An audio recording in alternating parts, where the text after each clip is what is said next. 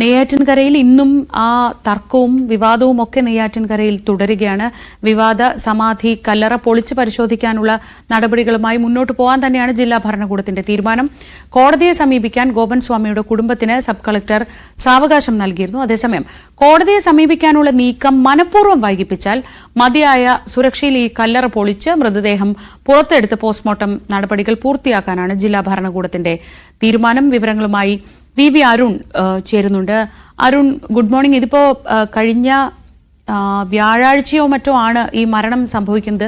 ഇത്രയും ദിവസങ്ങളായി ഇങ്ങനെ ഒരു മരണത്തിൽ ഓരോ ദിവസം കഴിയുന്തോറും അതിന്റെ തെളിവുകൾ നശിച്ചു പോകാൻ കൂടി സാധ്യതയുണ്ട്. ഈ സംശയ ദൂരീകരണത്തിന് വേണ്ടത് തെളിവുകളാണല്ലോ.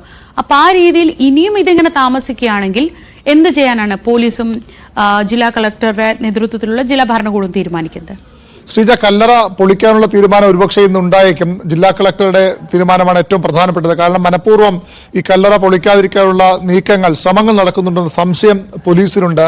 അതൊരു സാമുദായിക പ്രശ്നമാക്കി മാറ്റാൻ, ഒരു വർഗീയ നിറം നൽകാനുള്ള ശ്രമങ്ങൾ അവിടെ നടന്നു. അതാണ് പോലീസ് ഇന്ന് പിൻവാങ്ങിയത്. കാരണം ഈ കല്ലറ പൊളിക്കുന്നത് വിശ്വാസത്തെ ബാധിക്കുന്ന കാര്യമെന്ന നിലപാടുമായി ഒരു വിഭാഗം ഹൈന്ദവ സംഘടനകളും മറുഭാഗത്ത് കല്ലറ പൊളിച്ചേ തീരുവ നിലപാടുമായി SDP പോലുള്ള സംഘടനകളും രംഗത്ത് വന്നു. അതാണ് അവിടെ ഒരു ആശയക്കുഴപ്പം, ആശങ്ക പോലീസിനും ഉണ്ടാക്കിയത്. അതുകൊണ്ടാണ് കോടതി പറയട്ടെ എന്നൊരു നിലപാടിലേക്ക് പോലീസ് എത്തിയത്. ഏതായാലും കുടുംബം ഇന്ന് ഹൈക്കോടതിയിൽ റിട്ട് പെറ്റീഷൻ നൽകുമെന്നാണ് അവരുടെ അഭിഭാഷകൻ പറയുന്നത്. അത് വൈകിയാൽ ഒരുപക്ഷെ പൊളിക്കാനുള്ള തീരുമാനത്തിലേക്ക് തന്നെ ജില്ലാ ഭരണകൂടം പോയേക്കും.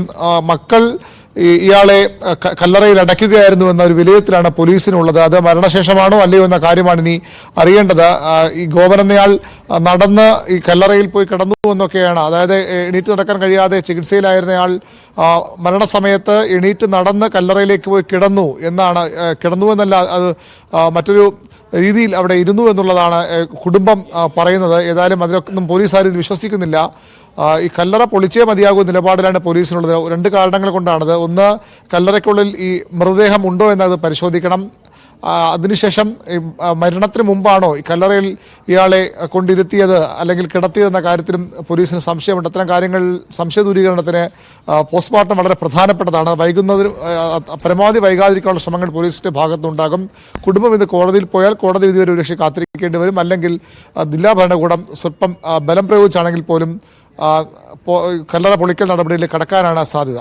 ശരി അരുൺ, നെയ്യാറ്റിൻകരയിൽ നിന്നാണ് ഇന്ന് അപ്പോൾ നമ്മൾ പ്രധാനപ്പെട്ട ഒരു വാർത്ത പ്രതീക്ഷിക്കുന്നത്. അത് ജില്ലാ ഭരണകൂടത്തിന്റെ തീരുമാനമാണ്. കോടതിയുടെ നടപടികൾക്ക് കാത്തു നിൽക്കുന്നുണ്ടോ അതോ ഈ ഒരു വിഷയത്തിൽ സംശയ ദൂരീകരണത്തിനായുള്ള നടപടികളിലേക്കാണോ പോകുന്നത് എന്ന് നമുക്ക് കാത്തിരുന്ന് കാണാം.